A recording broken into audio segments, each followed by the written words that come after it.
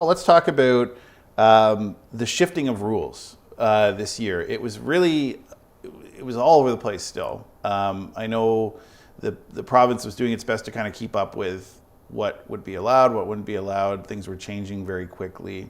From the town's perspective and from council's perspective, what was it like to try to keep up with this continual shift of rules?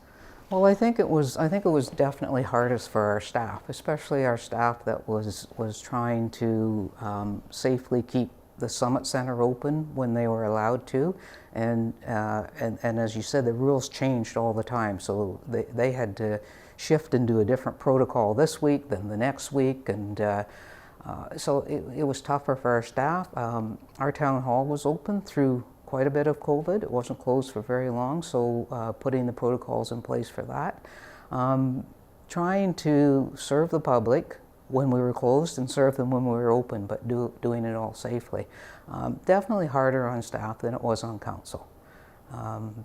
But you know what? We got through it. And you know, one of the real highlights of 21 that I'm really proud of our town and our staff and our council is that we have been running a COVID test center for our community for about 15 months now, and it's still open.